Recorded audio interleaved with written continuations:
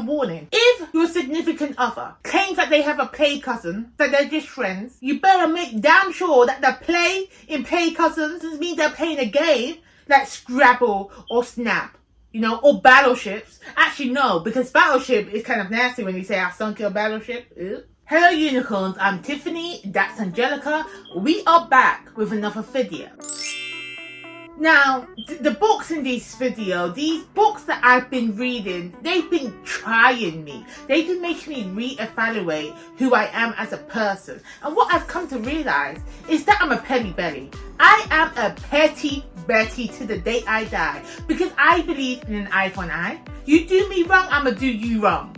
You do me wrong, I want to give you the dirty, okay? I'm going to give it to you worse. So don't betray me. Don't go around backstabbing me, because I'm going to get my own. I'm going to get my comeback. And I'm going to do it in a way that makes you aware that it was me.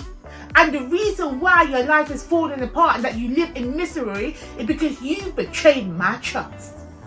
I'm petty. I could be the bigger person and let it go, but I ain't going to do it. So, without much further ado, let's just get back into the video. Okay, let's get back into these books that I have been reading. First book up, we have Emily Henry's Funny Story. Okay, this is, I believe I've read every single Emily Henry book, and this is the only book that I felt this heated about, because these people weren't doing what they should be doing. Let me tell you what happened. Let me tell you what this book's about. Okay. So right from the jump, right from the beginning, we are introduced to the female main character. Forgot her name, don't know her name, my bad. But she is recounting the story of how she met her husband. No, how she met her soon-to-be husband. They're telling this poetic story, this lovely story, how they met, and they're about to go get married. No. They did not get married. Can I tell you why? Should I tell you why? Because this man decided to cheat on her with his cousin the night before his wedding. Okay? The nerve. The absolute nerve. Now, don't get it wrong. It's not his blood cousin. There's no relation. But it's his play cousin. It's his female best friend. It's the person that he grew up with. And they're so close that they're like family. But they're not really family. So they can be dipping it and doing it. And it's not a sin against God, nature, and the great beyond. Okay, if there's no incest involved. Let me explain to you one thing. You can't trust nobody. You can't trust your significant other, your lover, your partner, the one that you think you can spend the rest of your life with. You can't trust them if they're telling you that, nah, there's nothing to worry about. We're only friends. And they're from opposites. They're opposite genders, or unless you're from the LGBTQIA society, unless you're queer, you can't trust nobody, because you don't know who's dipping it and doing it with who. If who you're attracted to, if the aesthetics that you're attracted to and that get your juices flowing resemble any of your friends, watch yourself. Watch yourself, because I don't trust you. Anyway, let's get back into the book. So, I want to call her Lily. I really think her name is Lily, but I don't know. Anyway, female main character. Our female main character, the wedding's off. The wedding's off because her man's nasty. Her man's cheating with his cousin. And the cousin also had a relationship, and that relationship's also over. Okay? So, two relationships, both over, because these two nasty cousins decided to dip and do it together. Okay. So our main character, so the woman, she lives with this man, and she lives with the man. She relied on him financially. The apartment, where they're living together, he does most of the household bills. He pays for it. So in my mind, you did the cheating. You're the one that broke up the relationship. You're the one that needs to leave, my brother. You're the one that needs to go. But because he's the one paying for the house and she couldn't afford it, he tells her to go. He tells her, look, I'm gonna take our honeymoon or whatever they did. I'm gonna go away with my cousin. I'm gonna go away. When I come home, you need to go. You need to leave because this is my apartment now. Excuse me? I could never. So that's one thing, and I have to say, when you get into relationships with people, if you're not married, if you're not secure, no, not even that. When you get into a relationship and you're decided to share your life financially, you decide to live together and this is it, I beg, put that in writing. I beg you, get a legal contract. You don't need to be married, you don't need to, but just say, look, we're living together. If whoever cheats on who is the one to go. You don't need to get married, just get it written down on something, get it notarized by whoever does the notarization to make it a contract enforceable by the court of God, law, and by me, and by the court of everybody. That I will be backing you. I'll be standing behind you and be like, you the nasty ass cheater, you've got to go. I don't care. And because you're leaving her in such a lurk, you better still paying half these bills until she can figure her shit out. Anyway. I don't want to end up flashing you my goods. Okay. So, she has to end up leaving. The female character, she's got to go. She's got to get her shit and go. But two twos. The cousins, she already had a relationship. So her boyfriend is now looking for a roommate. So we have these jilted lovers that both their partners are now getting nasty with the cousins and they're in the lurk. So our female main character goes and lives with the room of the cousin's ex-boyfriend. So they're together now, and I kind of like that. I was feeling it. I was just like, yes, we get a revenge story going on because both of them are jilted. Because both of them have a reason to get their own back on the cousins that are now together. Because they have the absolute audacity. They have the absolute audacity to send wedding invitation to their exes. So the man you meant to marry, who's marrying your cousin, has now sent you a wedding invitation to his wedding to that said cousin? Oh, I thought all hell was going to break loose. I thought this girl was going to be like, all right then, you, my new roommate, who's also a jilted ex, me and you, we're going to roll up to that wedding and cause absolute mayhem. I thought that was the book, because this is right at the beginning. I thought this is what we was going to get in this book. No. Emily Henry did not go down that path, and I was sorely disappointed, you know.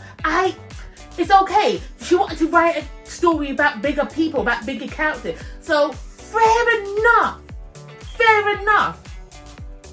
You missed an opportunity there, my sister. You missed a good opportunity. Let me tell you one thing, though.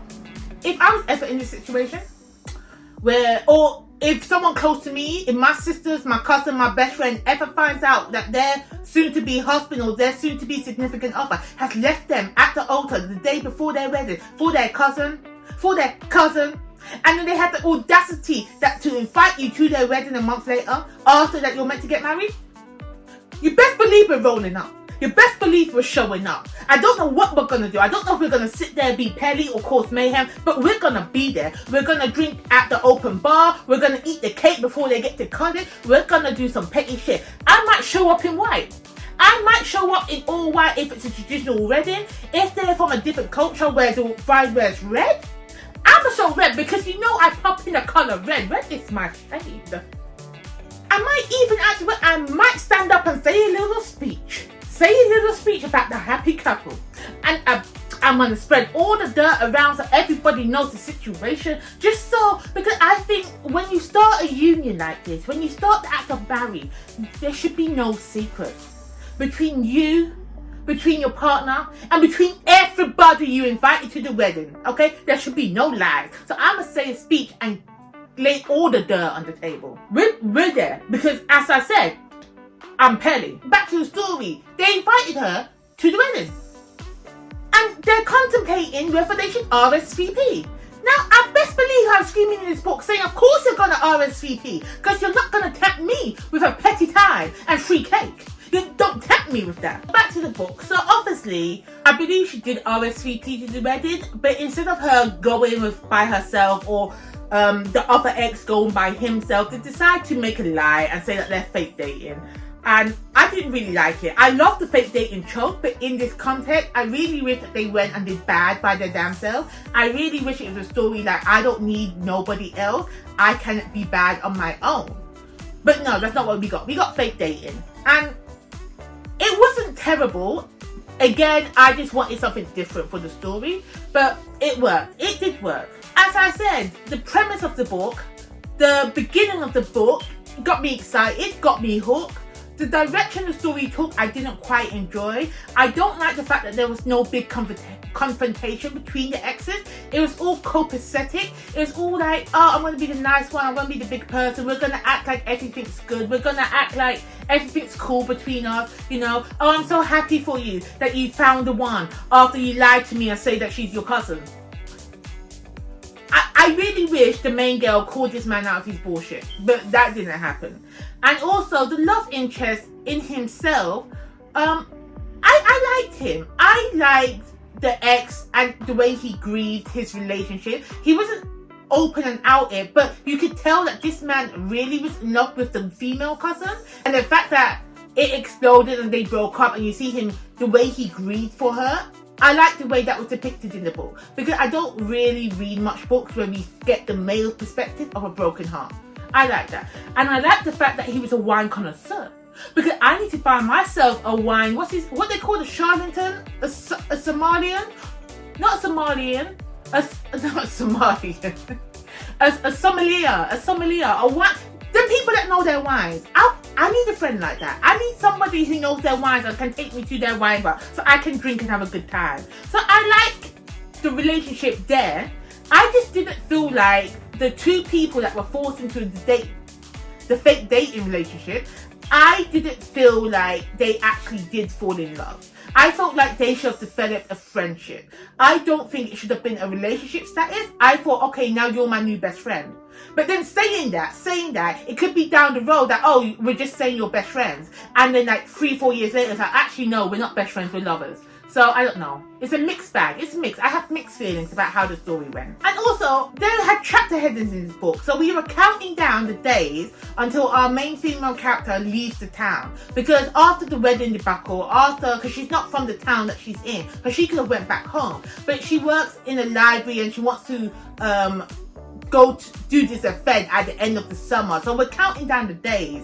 Now, it took me a while to realise that that's what this was. I didn't really pick up on that. And every time I saw the chapter headings like 19 days before I leave, 20 days before I leave, whatever. I thought it's because she was going to do something so terrible to this man, to her ex and his cousin lover. I thought she was going to do something to them that she would have to leave and go in hiding and have to run away. So throughout most of the book, I was on the edge of my seat thinking, oh, we're getting closer to her getting her comeback, for her getting her own back. No, I overhyped it in my head. And that's what I hate doing when I'm reading books. Don't hype things up in your head, because that's not what this book was. Again, it's a great book. Read it if you must.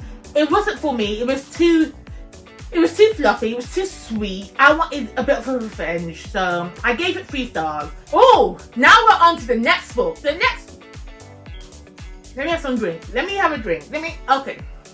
Now we're on to the next book. The next book is 1201 by Bella J. Ooh! Bella J! Bella J, you heard my complaints. You heard me, you heard what I needed, you heard what I was craving, and you gave me the best book. Now, this book had the exact same situation. The exact same situation as Funny Story. But what I wanted Funny Story to do, and they didn't, 1201 did it. Better than I could imagine. Oh, it's so good. The energy on this book gave me everything. Straight when you open page 1, flip to page 2, page 3, page 4, the energy was there. It was giving me what I wanted. It was giving me my petty ass material that I wanted it to give. As I said, this book, similar premise to Emily Henry. Man and woman, about to get married. Man cheats on her with the cousin. Okay, and then turns around and marries said cousin. They actually married. So Time is the female main character. Her name is Time. Now, she's meant to marry this guy. The guy cheats on her the night before the wedding with his cousin, okay, and destroyed, cried. This happens off screen. This happens before the book starts. Now, a couple months go past, and where the book starts off, we're at the wedding of the kissing cousins. We're at their wedding. But Time, she ain't like my girl from Funny Story. She shows up to the wedding, bat in hand, Pelly antics on the mind, and she destroys that wedding. She smashes up the cake. She smashes up anything. And I'm like, yes, my sister. Yes. You get your Pelly revenge. Because ain't no way you got me excited that I'm about to get married and have a party and then cancel it. And then you go ahead and then marry this other woman. Loved it. This is what I wanted. This is the book that I wanted to read and I needed to read, and I'm so happy I found it. And what I loved about Bella J's writing in this scene is that our main character Time, that knows she's being petty, that knows this is not the action, this is not the high road to take, but she doesn't care. She's like, I'm gonna do this, get it out of my system and move on with my life. Because ain't no way I'm allowing you to live your happy life. I don't care in the long run. It doesn't do anything. The couple still gets married. It even explains in the book her actions, because she gets arrested. She's in jail when she's recounting this tale. And she don't feel sorry for it. She said, yep, I'm here. And what? And what? Loved it. Like, you can't cheat on a girl and lie to her. I think there will be no repercussion. Think that, oh, actually, I've changed my mind. Like, you can change your mind last minute about getting married. Like, okay, you made a mistake, but fair enough, I appreciate you changed your mind. But I beg, please don't realize that you love your kissing cousin that you've known your whole life. Do not realize that you're actually in love with them the night before the wedding and then call it off, because you must have known. You must have known several months before, several years before this even came up and exploded. You must have known. So you disrespected me, her, and everybody's time. I'm gonna destroy it. I'm gonna destroy the wedding. I'm gonna tell you a warning. Everybody out there, I said it at the beginning of when I was talking about funny story. I'm gonna say it again. If your significant other, okay, if your boyfriend, your girlfriend, your significant other, your lover claims that they have a play cousin, that they're just friends, you better make damn sure that the play in play cousins means they're playing a game like Scrabble or Snap, you know, or Battleships. Actually, no, because Battleship is kind of nasty when you say I sunk your battleship. Ew. No, not battleships. A game of goldfish, because they better go back in that pond and fish for someone else, because there ain't no way you'll get in with your play cousin. So that's at the beginning. Again, both of these books at the beginning gave me energy. Funny story fell flat for me a little bit. 1201. Ooh. Ooh, 1201. Let me tell you why this book is called 1201. Okay, so 1201 refers to the party that is had every New Year by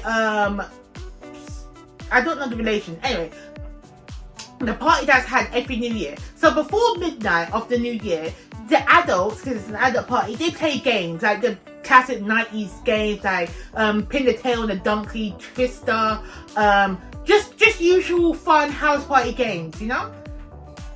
12 o'clock hits, midnight, ding ding ding, happy new year. By 12:01, this party turns nasty. This party turns freaky. Everybody starts dipping it and doing it. They have the different wristbands, black, red, pink, blue. You know like a traffic lights party when they say red is for I'm taking, go away, yellow is for I'm thinking about it, and green is for let's go.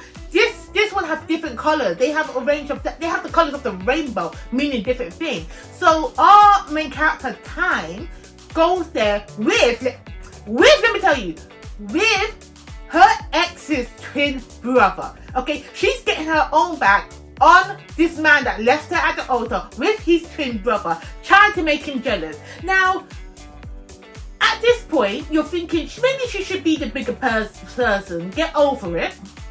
She's already destroyed the wedding. She needs to move on. Okay? That's what you should say. No! Go to the sex party with your ex's twin brother and get nasty with him. Okay? Go get your arm. Go get your rocks on. Yes! But honestly, so there is romance in this book after all the nasty Time has had. The twin brother and Time, I forget the twin brother's name. Anyway, but I felt like their connection, their union is actually genuine.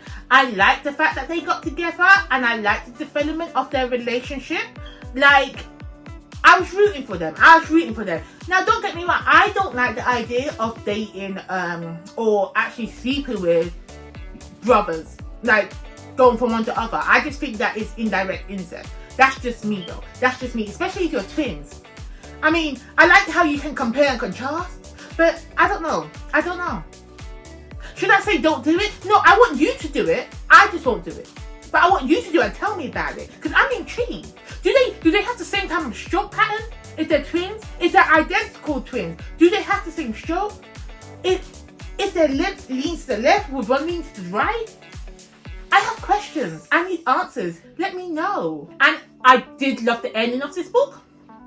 It was so satisfying to see how the relationship between the cousins played out, and how Time and the twins brother, and how I compared and contrasted, and just like, ooh, it was so satisfying to read. It was like the goddess works in mysterious ways, okay? When you ask for payback, the goddess hears you and gives you her judgment. The next book I read was The Leftover Woman by Jean Kwok?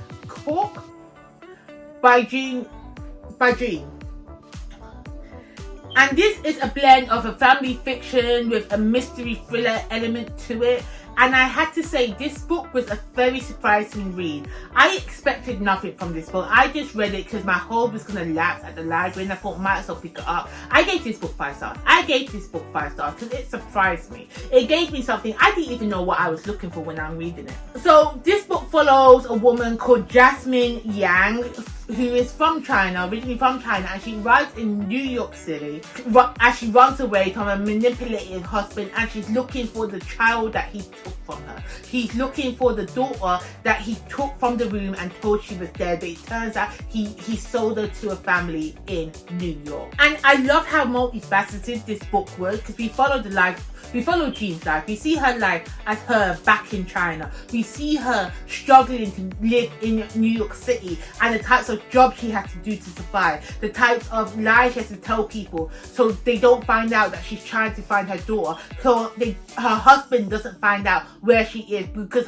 back in China, I believe her husband is a powerful person. Okay? But when she arrives in China, she does reunite with one of her childhood friends. And this boy, or man now, should I say, that she reunites with, back in China, they were best friends again, but these best friends know that they were in love with each other. They wanted to date each other, but the social status, the hierarchy in China did not allow them to pursue each other romantically, and that's what led our main character to marry another man, and this boy that she was in love with moved to New York without her. In this book, so we follow, that is Jean's story. We also have a look at Rebecca's story. Rebecca is a white woman who hires Jean as the nanny to take care of her child, because her child is adopted.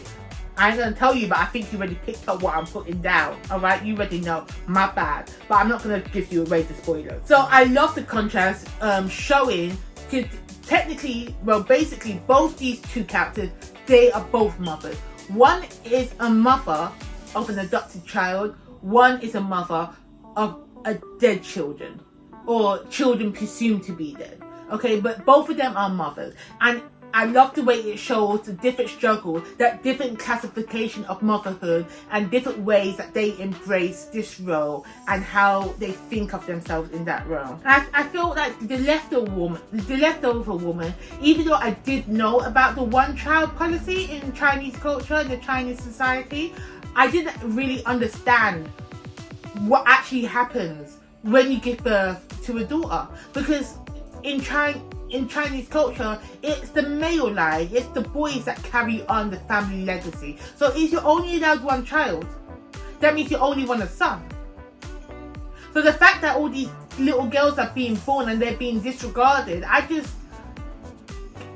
it hurts my heart. It really does. And what the author does, what Jean Cook does with this story, because again, none of these characters come from my background. None of them is a representation of me and my family dynamics. However, she does make me understand both of these characters and the problems and the plights that they are in. She takes an in-depth look at the immigration status, about what people give up to try and find a better life for themselves, about what they have to sacrifice to move away from everything they ever know. And she also looks at what women or men or people do to get away from an abusive spouse that they've been forced into, you know.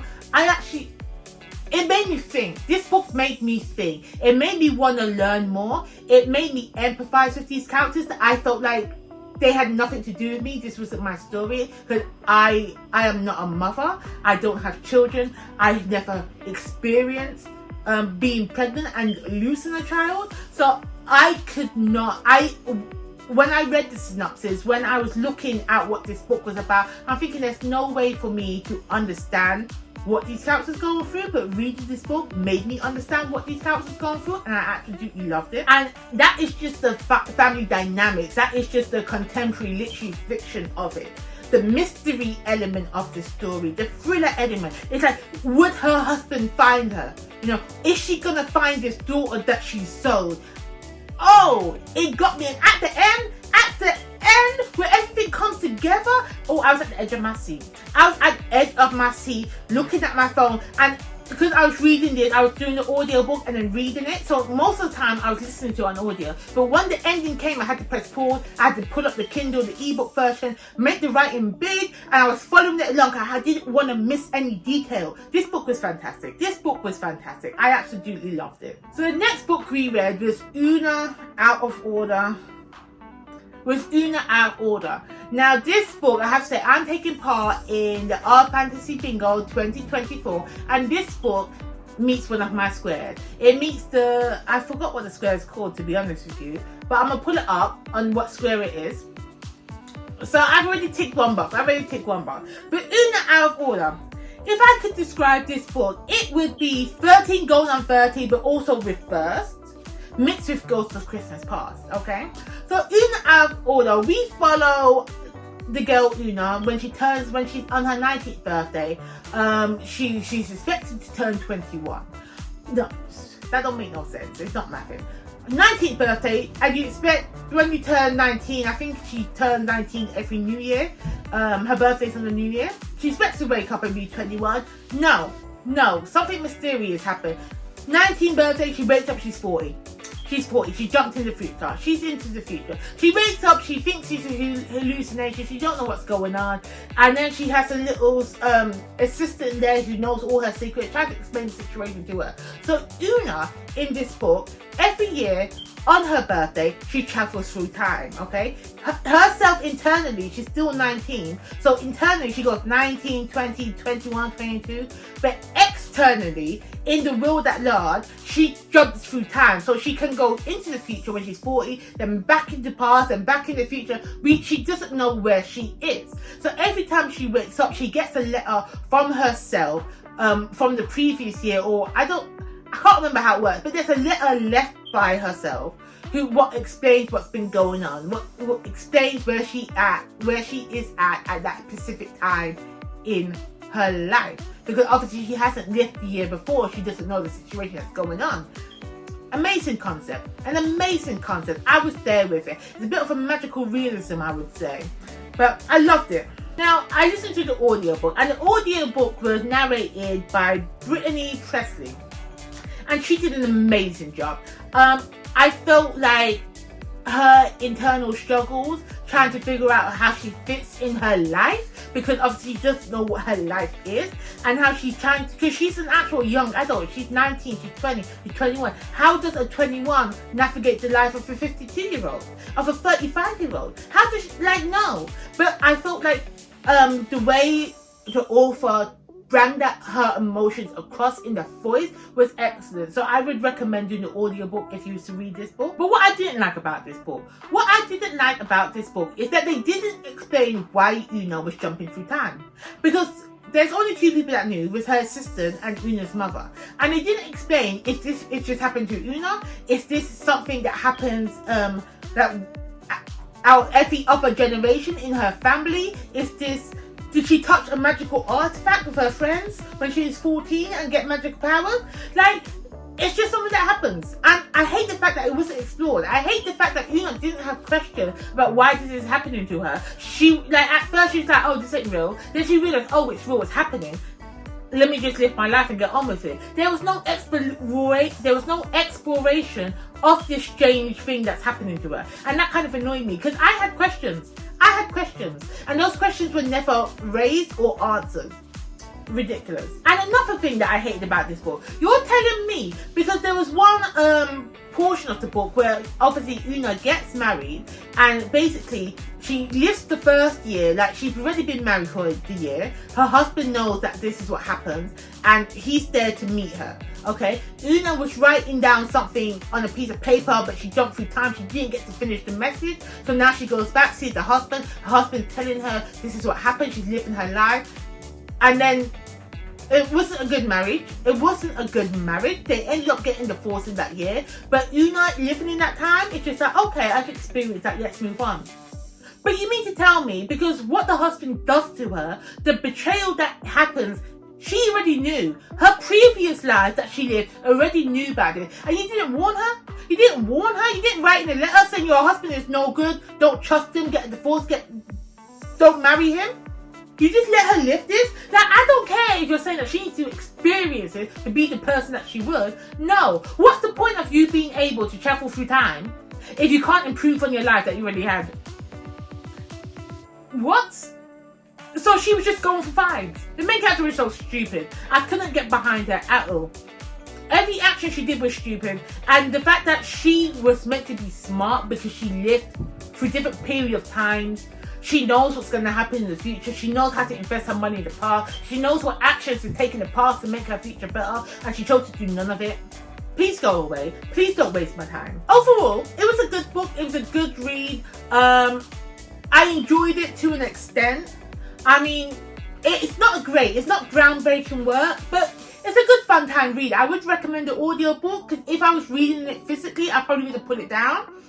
But I was able to listen via audio and get on with my life. So that is it for me today. Those are the books that I've read recently. If any of those sound like your cup of tea, please do pick it up and tell me your thoughts. Or let me know some of the books that you've recently read and loved. Or read and hated. I don't mind reading books that you hate, because I might love them. Okay? If you like this content, if you want more from me, please click that like and that subscribe button, because we will be back with another video shortly.